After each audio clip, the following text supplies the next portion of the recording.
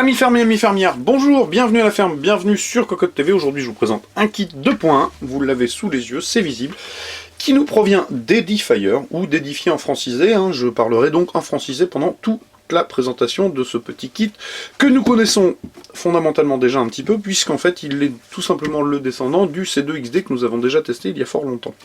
Alors, qui dit descendant dit amélioration, évolution, alors en termes de muscles, puisqu'on a un petit peu plus de puissance, en termes de look, puisqu'il y a 2-3 petites choses qui changent, mais aussi, et ça c'est peut-être un petit peu moins bien pour Edifier, en termes d'augmentation de prix, puisque le C3XD c'est 169,90 €, donc 170, quand le C2XD était à 139, ce qui fait que l'augmentation est assez conséquente, et que ça le place en concurrence directe avec des kits qui sont peut-être un petit peu plus légitimes.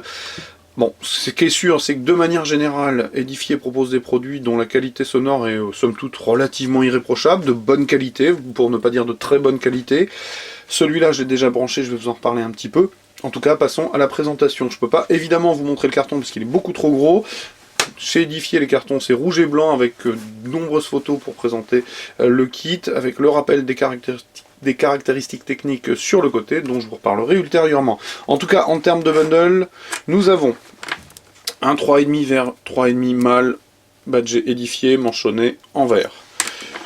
L'adaptateur qui va avec, hop, voilà, j'ai pas attrapé le bon câble, 3,5 vert, 3,5 femelle vert, double RCA mâle, et le 3,5 mâle vert, double RCA rouge-blanc mâle.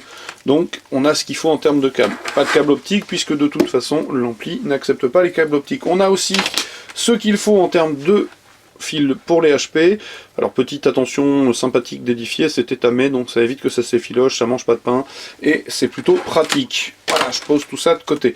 Le kit, le voici, le voilà, bien protégé donc pour le transport dans ses protections polystyrène. Le look est plutôt avenant, je trouve relativement sobre et en même temps bien réussi. La finition est correcte, il n'y a pas de souci, voire bonne. Pas d'inquiétude de ce côté-là, je suis peut-être un peu plus critique sur le look de l'ampli. Ça, bon, voilà, notamment par un point particulier que dont je vous reparlerai ultérieurement. Donc chaque satellite c'est 1 kg, 1 kg 1 kg 2 à peu près.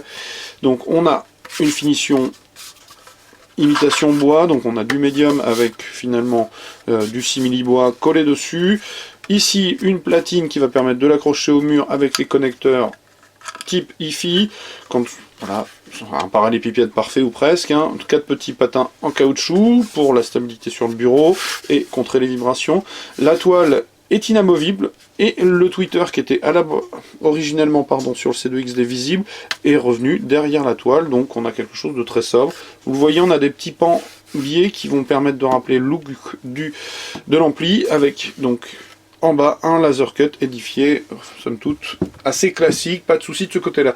Donc je vous l'ai dit, 1 kg 2, 1 kg 3 par satellite, l'ensemble fait 11 kg 3, donc vous imaginez bien, on a un caisson assez costaud. Je vais pousser l'ampli histoire de l'attraper, on a bien 9 kg. Donc une grille de protection métallique noire qui cache la membrane de 210 mm, un petit cerclage type alu anodisé mais en plastique, badge Edifier. Sur l'un des côtés on a les vents, à l'arrière un tout petit connecteur IFI, en dessous des gros patins en caoutchouc pour contrer un petit peu les vibrations du kit. Du côté des satellites, je ne vous ai pas donné les dimensions des HP, donc on a un médium de 92 et un dôme en soie pour le tweeter de 13 mm.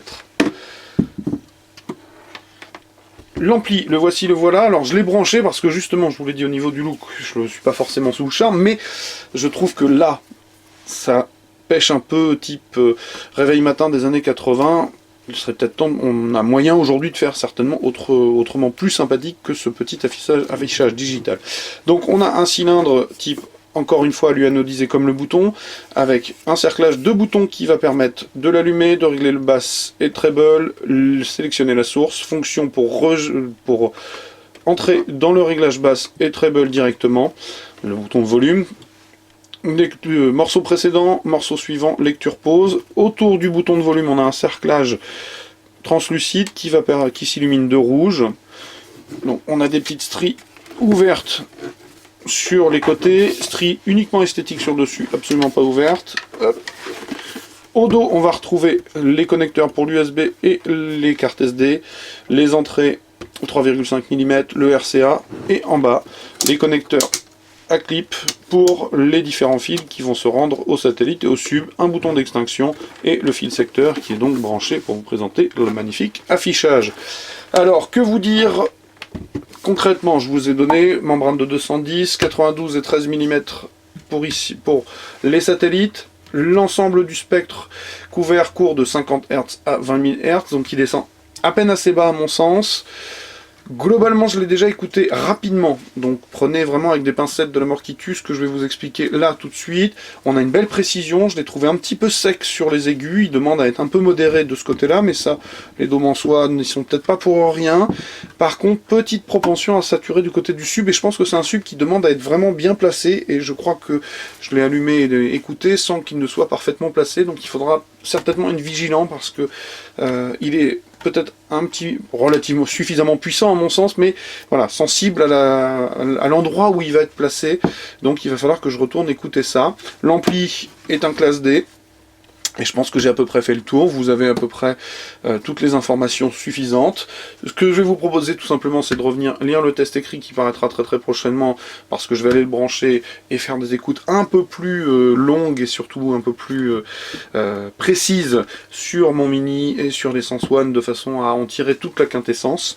Donc je vous invite à revenir lire le test écrit. Comme d'habitude, je vais vous souhaiter une excellente journée, je vais vous dire au revoir et surtout à très bientôt.